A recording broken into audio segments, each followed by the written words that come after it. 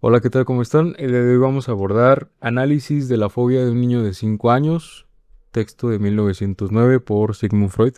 El caso conocido como caso del pequeño Hans. Vamos a comenzar con algunos esclarecimientos al inicio del texto freudiano. En primer lugar, se nos habla que Freud ya había dado a conocer datos de Hans 2 años antes en el texto Esclarecimiento sexual del niño. En un inicio lo llamó el pequeño Herbert. Claro, todo esto es para proteger su identidad. Mencionó este historial clínico en el escrito sobre las teorías sexuales infantiles. En su primera publicación no se consignaba que este trabajo fuera de Freud, sino comunicado por Freud.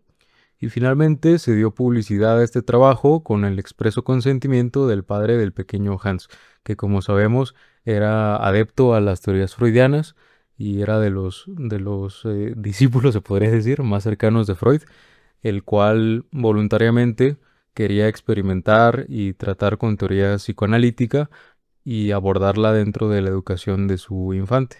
Bueno, vamos a hablar primero de la cronología de la vida del pequeño Hans. En el año 1903, el niño nace en abril. En 1906, cuando tiene de 3 a 3 cuartos, los primeros informes del padre que le llegan a Freud, Ujú. de 3 cuartos a 3 y medio de años, viene el verano, la primera estadía en Munden del pequeño Hans. En 1906, de 3 y medio años, empieza a sentir el pequeño Hans la amenaza de castración. A los 3 y medio años, en octubre, es un acontecimiento importante Ujú. porque es el nacimiento de su hermana Hannah. En 1907 es el primer sueño de Hans. A los 4 años, la mudanza a una segunda vivienda. A los 4 y cuarto y 4 y medio años es el verano, la segunda estadía en Munden y el episodio del caballo que muerde. Ujú. Y para 1908, ya teniendo Hans 4 años 3 cuartos, en enero surge el episodio del caballo que se tumba y el comienzo de la fobia. Ujú. A los 5 años, en mayo, termina el análisis de Hans. Sí, una de las partes más interesantes de este caso es obviamente que es un análisis indirecto. Sabemos que Freud como tal nunca trató a Hans directamente, sino que el análisis fue realizado por el padre del niño. Una de las críticas más latentes en este caso es precisamente ese, que el infante nunca tuvo la oportunidad de expresarse o de dialogar directamente con Freud, sino que terminó siendo una especie de otro del otro, ¿no? Como lo conocen ahora los analistas, como un tipo de supervisor del padre. Y entonces se puede especular, por ejemplo, que el padre pudo haber hecho ciertas tergiversaciones o que hacía algunas adecuaciones para que los síntomas o lo que hablaba con su hijo tuvieran que ver precisamente o de manera más adecuada con las teorías freudianas. Sin embargo, vamos a intentar abordar el caso con o desde la perspectiva meramente del texto de Freud y comenzando. Freud habla de un paciente en extremo joven y que ha orientado el plan de tratamiento y solo una vez personalmente intervino en una plática con el niño. El tratamiento fue llevado a cabo por el padre, así como dice Hassel. Reconoce la importancia del padre para obtener las confesiones del niño y para permitir la publicación del caso. Los padres de Hans se contaban entre los más cercanos partidarios de Freud, como Ujú. ya les decía Hassel. Los padres de Hans habían acordado no educar al niño con más compulsión que la requerida a toda costa para mantener las buenas costumbres. Se dice que el niño se iba convirtiendo en un muchacho alegre, despierto y de buena índole, dejándolo proseguir con toda felicidad ese ensayo de dejarlo crecer y manifestarse sin amedrentamiento. Freud afirma que va a reproducir las anotaciones del padre de Hans, tal como le fueron comunicadas, absteniéndose de turbar mediante desfiguraciones convencionales la ingenuidad y la sinceridad infantiles. Las primeras comunicaciones sobre Hans son de cuando el niño no había cumplido los 3 años. A través de dichos y preguntas, Hans exteriorizaba un interés particular por la parte de su cuerpo que tenía la costumbre de designar como el hace pipí. Que se trata del miembro viril. En cierta ocasión, Hans le pregunta a su madre si ella tenía hace pipí. La madre le dijo que sí y luego le preguntó por qué. Hans le dijo que por nada, que se le ocurrió, y a la misma edad mira ordeñar una vaca y dice, mira, del hace pipí sale leche. La actitud de Hans, según Freud, es típica del desarrollo sexual del niño. Son preguntas que pueden surgir en el desarrollo psicosexual. Así es, totalmente normal. Freud afirma también que si en una mujer se encuentra la representación de mamar del miembro masculino, esta chocante emoción, decía, tiene un origen muy inocente, pues se deriva del mamar del pecho materno, para lo cual la teta de la vaca, una mama por su naturaleza, pero un pene por su forma y situación, asume una mediación conveniente. El descubrimiento del pequeño Hans corrobora la primera parte de su tesis. En este caso podemos observar tanto la propuesta del triángulo edípico que se manifiesta en el caso Hans, así como también los principios de la angustia y de la castración que Freud va a desarrollar más adelante en su teoría. Y analiza que su interés por el hace pipí lo estimula también a tocarse el miembro. A la edad de 3 años y medio, su madre lo encuentra con la mano en el pene y ella lo amenaza. Si haces eso, llamaré al doctor A, le dice, para que te corte el hace pipí. Y entonces, ¿con qué harás pipí?, le dice la mamá. Y Hans responde, con la cola, popó. Hans no tiene la conciencia de la culpa en ese entonces, pero es la ocasión en que adquiere el complejo de castración, que uno con tanta frecuencia se ve precisado a inferir en los análisis de neuróticos, aunque todos ellos muestran fuerte renuencia a admitirlo. Más o menos a la edad de 3 años y medio, exclama alegremente excitado ante la jaula del león: he visto el acepipí del león. Los animales deben buena parte de la significación que poseen en el mito y en el cuento tradicional a la franqueza con que muestran sus genitales y sus funciones sexuales ante la criatura dominada por el apetito del saber. La curiosidad sexual de nuestro pequeño Hans no admite duda alguna, pero ella lo convierte en investigador. Le permite unos correctos discernimientos conceptuales.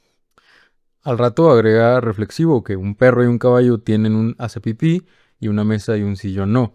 Así se nos dice que Hans ha conquistado un signo esencial para distinguir entre un ser vivo y una cosa inanimada. El apetito del saber y la curiosidad sexual parecen ser inseparables entre sí.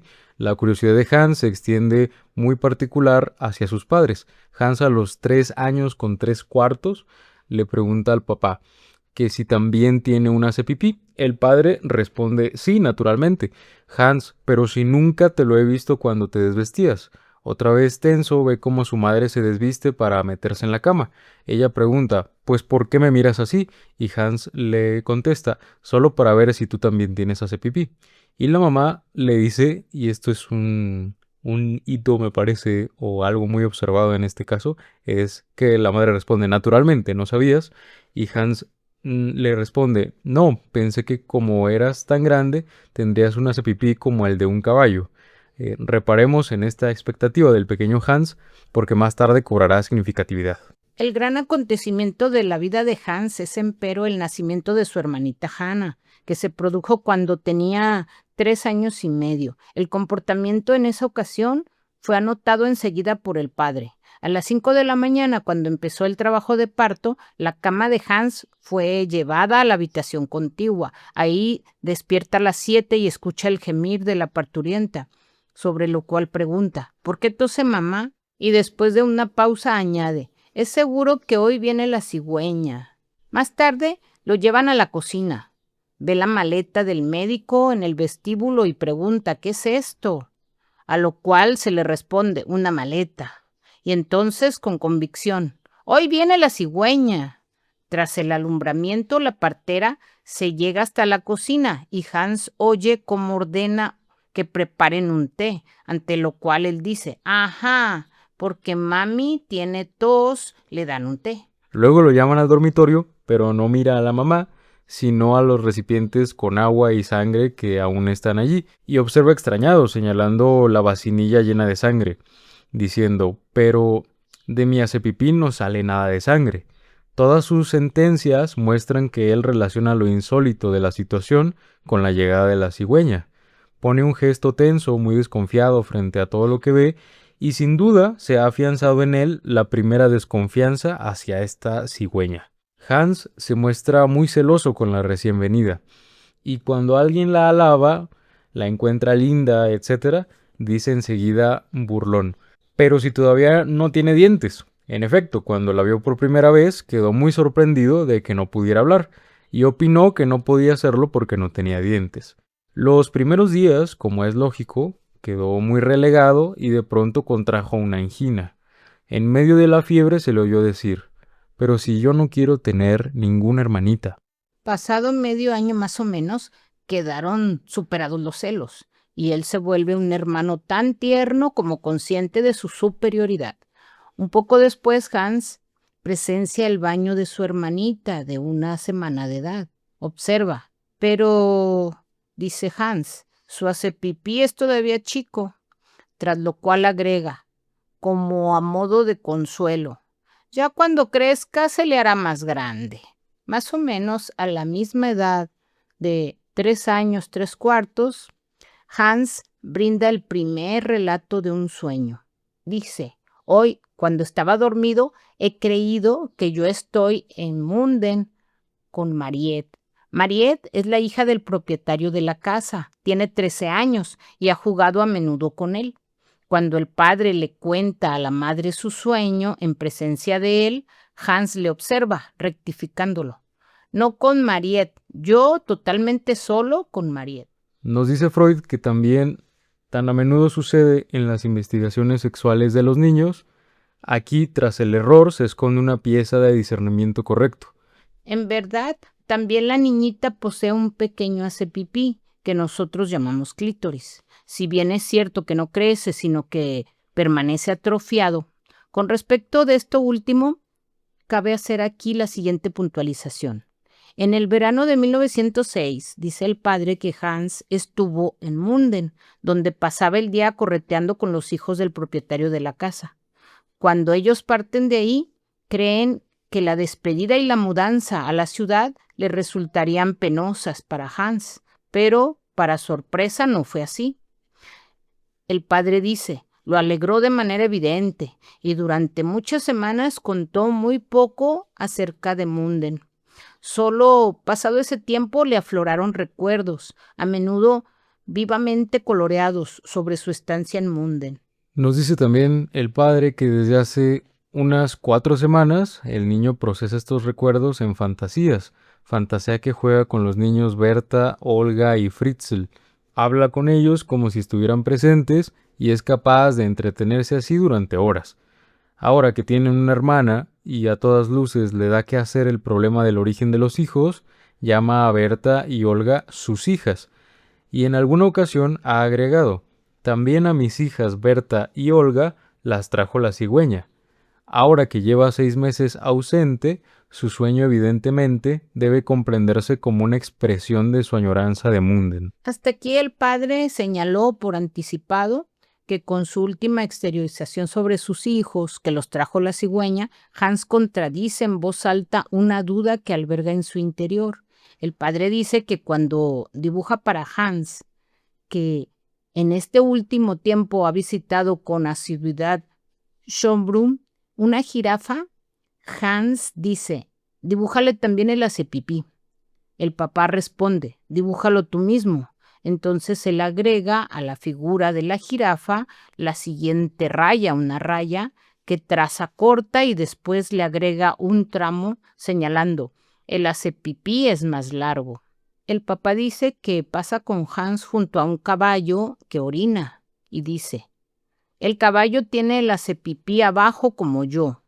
Ve cómo bañan a su hermanita de 3 meses y dice, conmiserativo, tiene un hace pipí muy, pero muy chico. Le dan para que juegue una muñeca, él la desviste, la mira cuidadosamente y dice, pero si tiene un hace pipí muy chiquito. Ya sabemos que con esta fórmula le fue posible sustentar su descubrimiento, la diferencia entre lo vivo y lo animado. Todo investigador, como en el caso de Hans, corre el riesgo de cometer ocasionalmente errores. No deja de ser un consuelo para él, como lo hace el pequeño Hans en el siguiente ejemplo, que se equivoca, sino que también puede invocar el uso del lenguaje como disculpa. Y es que en un libro ilustrado ve a un mono y señala su rabo, enroscado hacia arriba. Mira, papi, él hace pipí. En su interés por el hace pipí, ha concebido un juego muy particular. Desde el vestíbulo está el retrete y hay un oscuro gabinete para la leña. Desde hace algún tiempo, platica el papá, Hans va al gabinete de la leña y dice, voy a mi baño. Cierta vez, el papá mira por ahí para ver qué hace en el gabinete oscuro. Exhibe y dice, yo hago pipí. Vale decir que juega al inodoro. Freud dice que haríamos injusticia a Hans si solo persiguiéramos los rasgos autoeróticos de su vida sexual. Su padre tiene para comunicarnos unas detalladas observaciones sobre sus vínculos de amor con otros niños, de los que se desprende una elección de objeto, como la del adulto. También es cierto una notabilísima movilidad y una propensión polígama. En el invierno, el papá de Hans, teniendo 3 años con 3/4, lo llevarán a la pista de patinaje y le presenta a las 2 hijitas de su colega N, que tiene cerca de 10 años. Hans se le sienta al lado y ellas, sintiéndose personas de más madura edad, miran despreciativas al caballerete.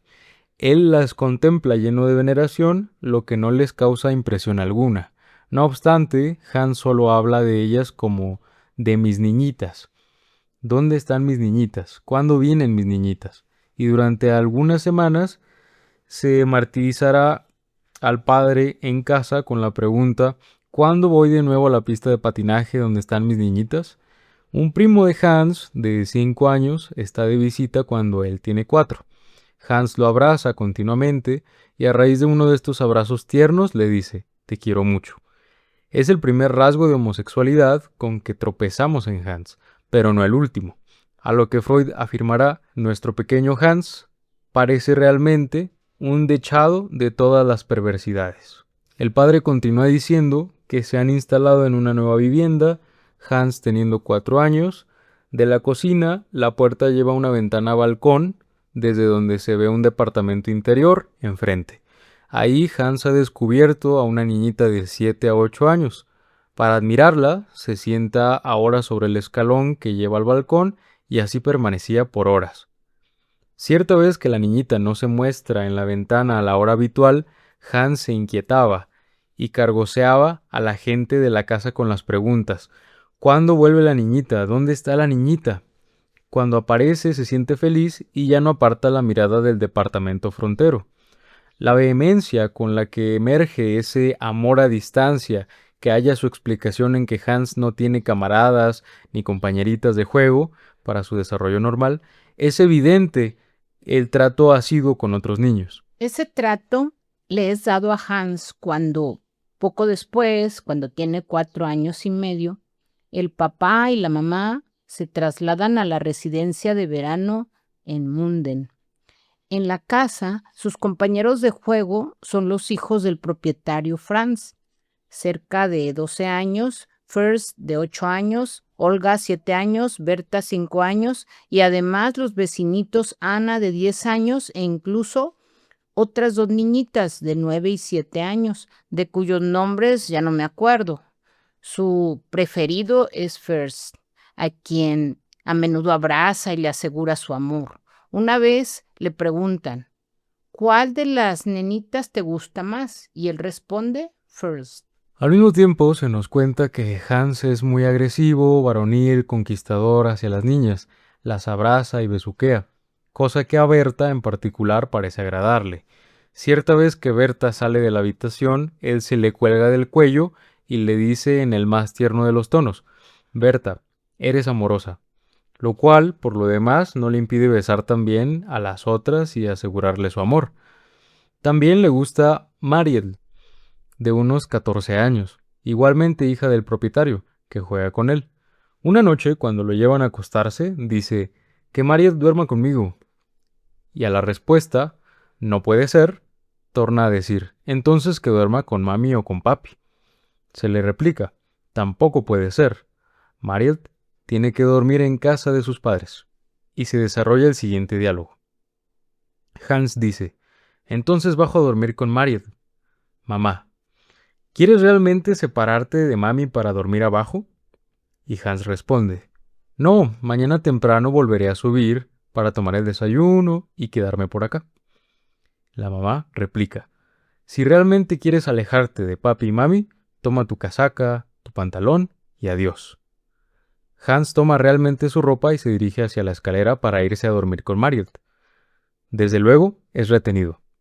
Esta conducta de Hans esconde que Mariet, con quien tanto le gusta estar, quiere que sea integrada en la comunidad hogareña.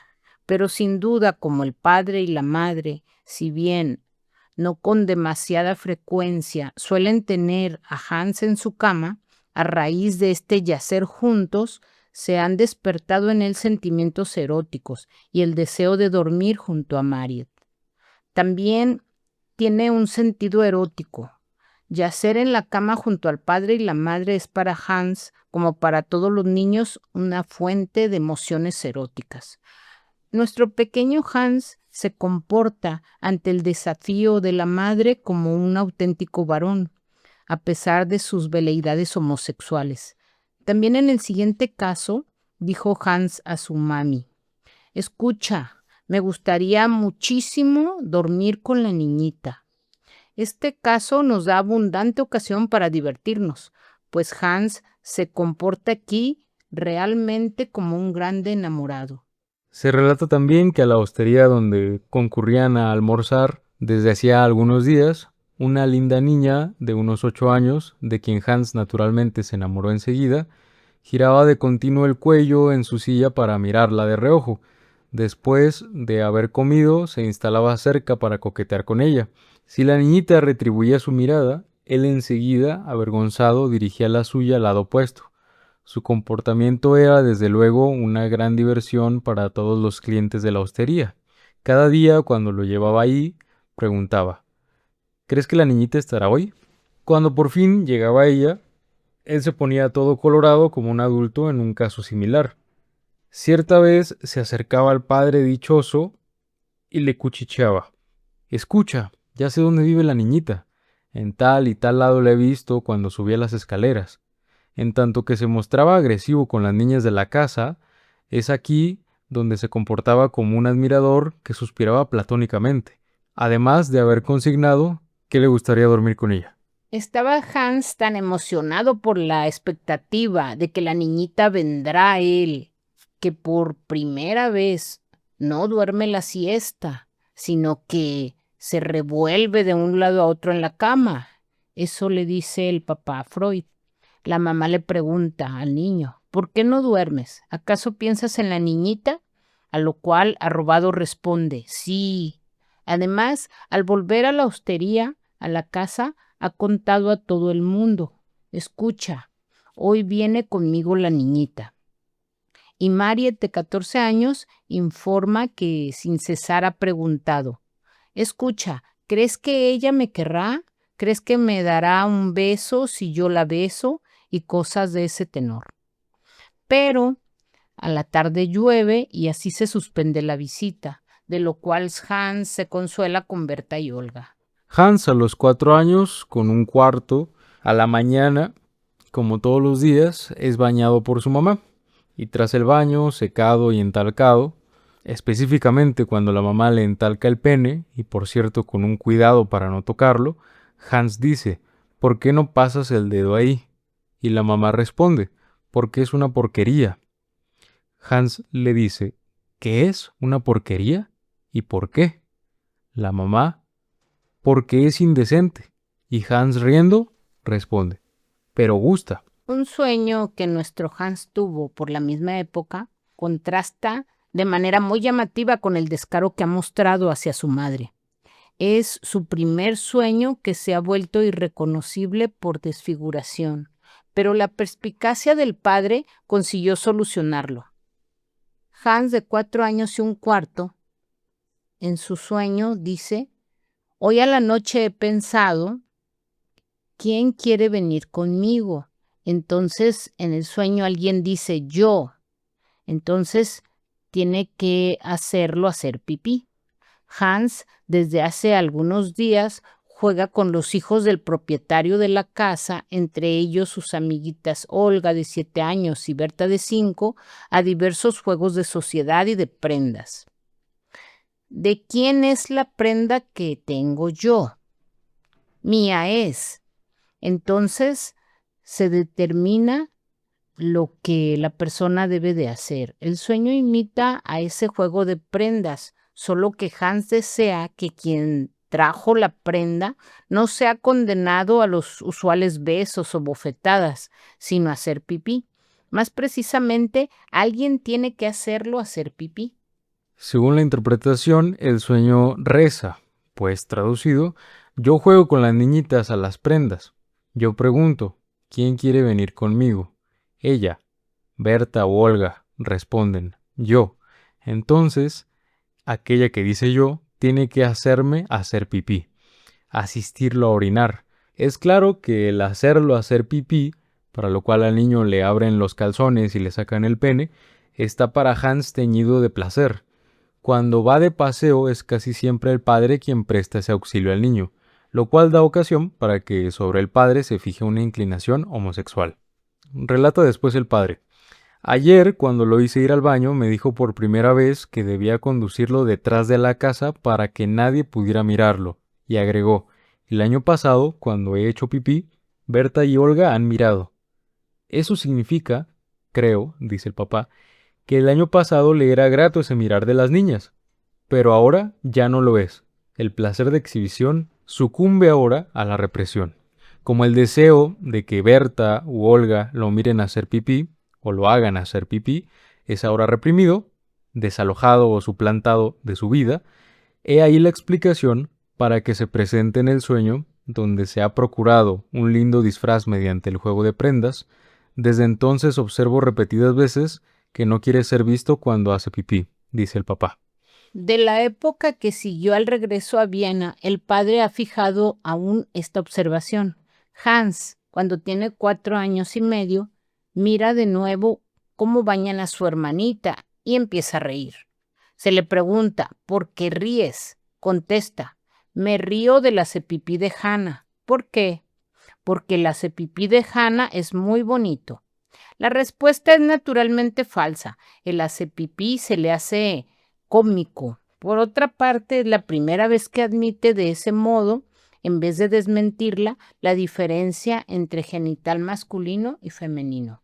Entrando ahora al historial clínico y el análisis. El padre de Hans le habla a Freud de una supuesta perturbación nerviosa del niño, que se cree que sin duda ha sido una hiperexcitación sexual por la ternura de la madre, pero no sabe indicar el excitador de la perturbación. El miedo de que un caballo lo muerda por la calle parece entramado de alguna manera con el hecho de que le asusta un pene grande. El papá también dice que Hans reparó ya en el pene grande de un caballo y sacó como conclusión que la mamá, puesto que es grande, por fuerza debe tener un hace pipí como el del caballo. Y agrega el padre que no atina a hallar nada pertinente. El padre dice, ¿habrá visto en alguna parte a un exhibicionista? ¿O el todo se anuda solamente a su madre? El padre añade que no le gusta a él ni a su esposa que empiece a plantear enigmas, salvo el miedo de andar por la calle y su desazón al atardecer, el niño sigue siendo el mismo divertido y alegre. Freud va a hacer el propio análisis del sueño del pequeño Hans. Cuando Hans tenía 4 años y 3 cuartos, aparece a la mañana llorando. La mamá le pregunta por qué llora. Y él dice, cuando dormía he pensado que tú estabas lejos y yo no tenía ninguna mami para hacerle cumplidos. Esto es, según Freud, un sueño de angustia. El papá le relata a Freud que algo parecido le ha notado, ya que en el verano en Munden, al anochecer, las más de las veces se iba a la cama con un talante muy sentimental, y una vez hizo la observación aproximada. Dijo Hans: si yo no tuviera ninguna mami, si tú te fueras. Por desgracia, cuando él estaba en ese talante, la mamá lo acogía siempre en su lecho. Más o menos el 5 de enero se llegó temprano a la mamá, que estaba en la cama, y le dijo en esa ocasión Hans: ¿sabes tú? La tía M ha dicho, pero qué lindo pichilín tiene. La tía M se había alojado en nuestra casa unas 4 semanas antes. Cierta vez vio cómo mi mujer bañaba al muchacho y de hecho le dijo quedamente eso a mi mujer. Hans la oyó y procuraba aprovecharlo. El 7 de enero va, como de costumbre, con la niñera. Por la calle empieza a llorar y pide que lo lleven a casa. Quiere hacer cumplidos con la mami. Cuando en casa le preguntan por qué no quiso seguir y se puso a llorar, no quiere decir nada. A la tarde está alegre como de costumbre. Al anochecer tiene visible angustia y llora y no se puede separar de la mamá. Una y otra vez quiere hacerse cumplidos con ella. Después recobra la alegría y duerme bien. El 8 de enero, dice el padre, mi propia mujer lo saca de paseo para ver qué pasa con él y lo lleva a donde le gusta mucho ir. De nuevo empieza a llorar. No quiere seguir camino, tiene miedo. Al fin va, pero por la calle es visible que siente angustia. En el viaje de regreso, Hans le dice a la madre, tras mucha renuencia: tuve miedo de que un caballo me mordiera. Y de hecho, durante el paseo, se intranquilizó cuando vio un caballo. Al anochecer me dicen, comenta el padre, que tuvo un ataque parecido al del día anterior. El niño dice llorando: sé que mañana me llevarán de nuevo a pasear. Y luego, el caballo entrará en la pieza. Ese mismo día, la mamá le pregunta: ¿te pasas la mano por el hacepipí? Y sobre eso, él dice: sí, cada anochecer, cuando estoy en la cama. Al día siguiente, el 9 de enero, le previenen antes de la siesta que no se pase la mano por el hacepipí. Preguntando al despertar, dice que se la pasó durante un ratito. Freud comenta entonces que sería ese, pues, el comienzo de la angustia, así como el de la fobia. Desde ahora, se repara en que tenemos buen fundamento para separarlas entre sí. Por lo demás, el material parece en un todo suficiente para orientarnos y ningún otro punto temporal es tan favorable al entendimiento como este estadio inicial, que por desdicha, la más de las veces se descuida o se silencia. La perturbación se introduce con unos pensamientos tiernos angustiados y luego con un sueño de angustia. El sueño de angustia contiene el perder a la madre, de suerte que él ya no pueda hacerse cumplidos con ella. Es fuerza, pues, que la ternura hacia la madre se haya acrecentado enormemente. Es el fenómeno básico de su estadio.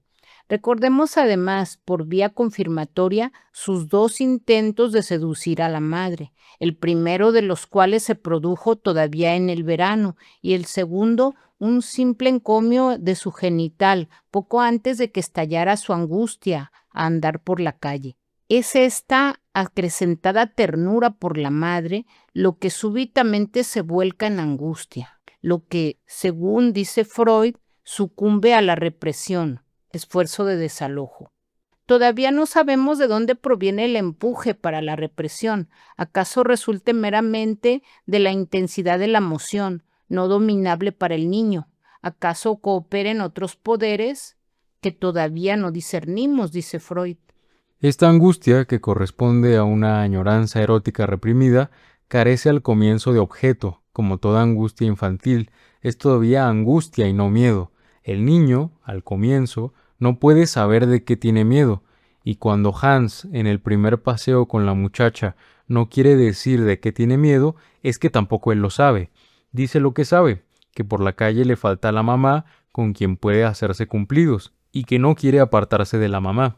Deja traslucir así, con toda sinceridad, el sentido primero de su aversión a andar por la calle.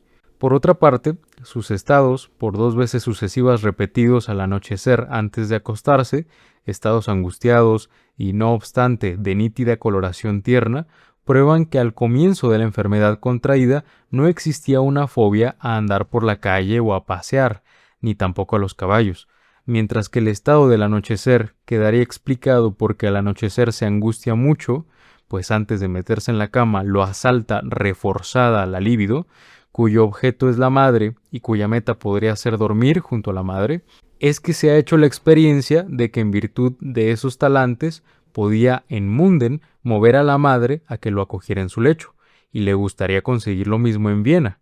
De pasada, no olvidamos que en Munden estaba a veces solo con ella, pues el padre no podía pasar ahí las vacaciones íntegras. Además, allí distribuía su ternura entre sus compañeros de juego, amiguitos y amiguitas, y al faltarle estos aquí, su líbido pudo regresar de nuevo entera a la madre. La angustia corresponde entonces a una añoranza reprimida, pero no es lo mismo que la añoranza. La represión cuenta también en algo. Es lo que se muestra en Hans a raíz del segundo paseo, cuando la madre lo acompaña. Ahora está con la madre, a pesar de lo cual tiene angustia, es decir, una añoranza de ella no saciada. Es cierto que la angustia es menor, se lo puede mover a pasear, mientras que a la muchacha de servicio la obligó a volver a casa, y además la calle no es el lugar conveniente para hacerse cumplidos, o lo que el pequeño enamorado gustara de hacer. Pero la angustia ha resistido la prueba y ahora se ve precisada a hallar un objeto. En ese paseo se exterioriza por primera vez el miedo a ser mordido por un caballo. ¿De dónde viene el material de esta fobia?, dice Freud. Probablemente de aquellos complejos todavía desconocidos que contribuyeron a la represión y mantienen en estado reprimido la libido hacia la madre. Hans ha observado siempre a los caballos con interés a causa de su hacepipí grande. Es fuerza que la mamá tenga un hacepipí como el de un caballo. Así se creería el caballo es solo un sustituto de la mamá, porque para Freud una angustia patológica es una sensación de añoranza angustiada desde el momento en que ya no se la puede cancelar apartándole el objeto ansiado. Va a decir Freud que también deberíamos tomar partido en favor de su buena y, por cierto, harta cuidadosa madre, ya que el padre la inculpa, no sin una apariencia de justicia, de haber contribuido al estallido de la neurosis por su ternura hipertrófica y su aquiescencia demasiado frecuente a recibir al niño en su lecho. Nosotros, dice Freud, de igual modo podríamos reprocharle haber apresurado el advenimiento de la represión por su enérgico rechazo a sus cortejos, como la frase es una porquería. Pero ella desempeña un papel fijado por el destino y está en situación difícil. Conviene con el padre en que dijera al muchacho que lo del caballo era una tontería y nada más, que la verdad era que quería muchísimo a la mamá y pretendía ser recibido por ella en su cama, y que ahora tenía miedo de los caballos por haberse interesado tanto en el hacepipí de ellos. Hans había notado que era incorrecto ocuparse tan intensamente del hacepipí, aun del propio, y esa era una intelección acertadísima. Por otro lado, dice Freud que propuso al padre internarse por el camino del esclarecimiento sexual, puesto que según estaban autorizados a suponer por la prehistoria del pequeño, su líbido adhería al deseo de ver el hacepipí de la mamá. El padre debía sustraerle esta meta comunicándole que ésta y todas las otras personas del sexo femenino, como podía saberlo bien respecto de Hannah, no poseían hacepipí alguno. Le dije que este último esclarecimiento se lo debía impartir en una oportunidad conveniente, a raíz de alguna pregunta o manifestación de Hans, pronuncia Freud.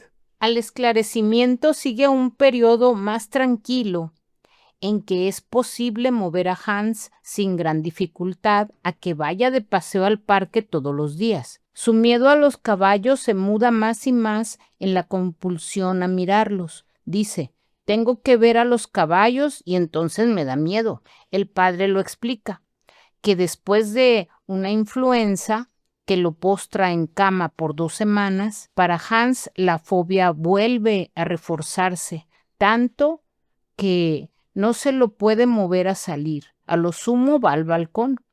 Todos los domingos viaja con el papá a Linz, porque ese día se ven muy pocos carruajes por la calle y él solamente tiene que recorrer un corto trecho hasta la estación del ferrocarril. Cierta vez en Linz se rehúsa a salir a pasear fuera del jardín porque frente a él está estacionado un carruaje. Después de otra semana que se ve obligado a pasar en casa porque lo operaron de amígdalas, vuelve a reforzársele mucho la fobia. Es cierto, dice el papá, que va al balcón, pero no sale a pasear. Vale decir, tan pronto llega a la puerta de la calle, da la vuelta rápidamente. Y agrega el padre, yo procuro volver a explicarle que los caballos no muerden, pero él responde, pero los caballos blancos muerden. En Munden hay un caballo blanco que muerde. Si uno le acerca los dedos, muerde. Me llama la atención que diga los dedos en lugar de la mano. Y sigue relatando. El padre de Litsi estaba cerca del caballo, y el caballo volvió la cabeza para tocarlo. Y él dijo a Litsi, no le pases los dedos al caballo blanco, de lo contrario te morderá. Yo le digo sobre eso, escucha, me parece que no es un caballo lo que tú tienes en mente, sino un hacepipí al que no se le debe pasar la mano. A partir de esta aclaración que le hace el padre, surge este diálogo con Hans. Hans dice, pero un hacepipí no muerde. El padre responde, quizá, quizá. Tras lo cual, él quiere probarme vivamente que en realidad fue un caballo blanco. El 2 de marzo, cuando otra vez está con miedo, le digo, ¿sabes una cosa? La tontería, que así le llamaba Hans a su fobia, perderá fuerza si sales de paseo más a menudo. Ahora es tan intensa porque tu enfermedad no te ha dejado salir de casa. Hans dice, oh no, es tan intensa porque me sigo pasando todas las noches la mano por el hacepipí. Médico y paciente, padre e hijo, coinciden entonces en atribuir al hábito onanista el principal papel en la patogénesis del estado presente, pero tampoco faltan indicios sobre la significatividad de otros factores.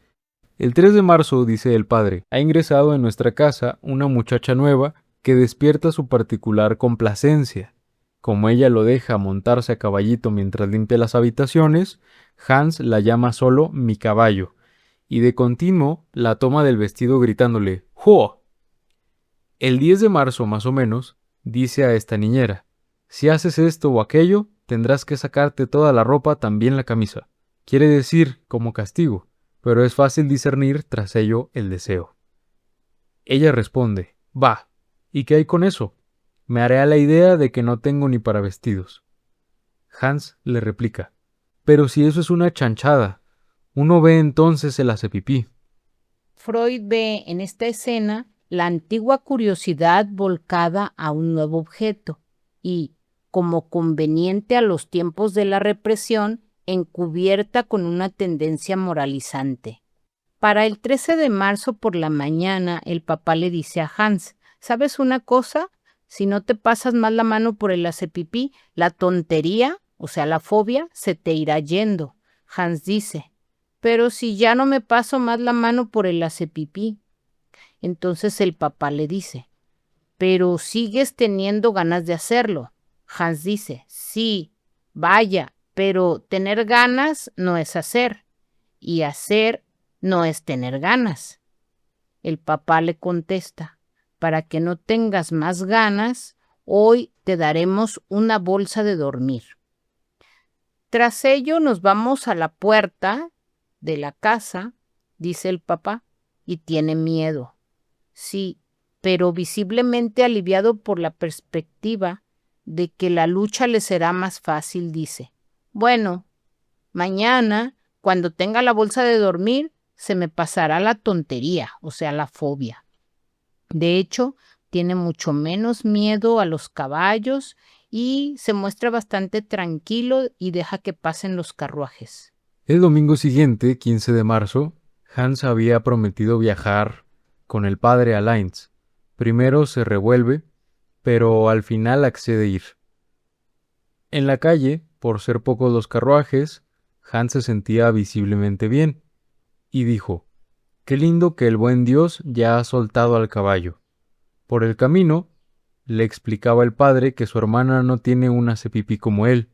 Niñitas y señoras no tienen hacepipí. La mamá no tiene. Ana tampoco, etc. Hans le pregunta al padre: «¿Tú tienes un hacepipí?». El padre responde: «Naturalmente. ¿Qué te habías creído?». Hans hace una pausa.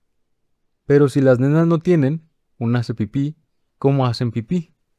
El padre responde: «No tienen un hacepipí como el tuyo. ¿Todavía no has visto cuando bañan a Hannah? Durante todo el día está muy contento y viaja en trineo, entre otras cosas. Solo hacia el atardecer se desazona de nuevo y parece tener miedo a los caballos. Al anochecer, el ataque nervioso y la necesidad de hacer cumplidos son menores que los días previos. La jornada siguiente, la mamá lo lleva consigo por la ciudad y él tiene gran miedo en la calle. Al otro día, se queda en casa y está muy contento. La mañana que sigue, se levanta angustiado alrededor de las 6. Preguntando qué le ocurre, cuenta: «Me he pasado el dedo un poquito por el hacepipí. Entonces he visto a mami toda desnuda en camisa y ella ha dejado ver el hacepipí. Le he mostrado a Grete, niña imaginaria, a mi Grete, lo que hace mamá, y le he mostrado mi hacepipí. Entonces he sacado rápido la mano del hacepipí. Ante mi objeción de que solo puede decir en camisa o toda desnuda, Hans dice: ella estaba en camisa, pero la camisa era tan corta que le he visto el hacepipí». El todo no es un sueño, sino una fantasía onanista, por lo demás equivalente a un sueño. Lo que hace hacer a la mamá sirve, evidentemente, para su justificación. Si mami muestra el hacepipí, yo también puedo hacerlo. Por esta fantasía ya podemos averiguar dos cosas, dice Freud. La primera, que la reprimenda de la madre surtió en su momento un intenso efecto sobre él, y la segunda, que al comienzo no acepta el esclarecimiento de que las mujeres no tienen un hacepipí, lamenta que deba ser así y se aferra a él en la fantasía. Quizá tenga también sus razones para denegar creencia al padre por el momento. En un tercer lugar, muestra miedo a los animales, que de ordinario miraba sin asustarse. Así, se niega absolutamente a entrar en el edificio donde está una jirafa. Tampoco quiere ver al elefante, que de ordinario le daba mucho gusto. Tiene miedo a todos los animales grandes. El padre le aclara: «Y probablemente tuviste miedo por haber visto alguna vez un gran hacepipí del caballo. Pero no necesitas tener miedo.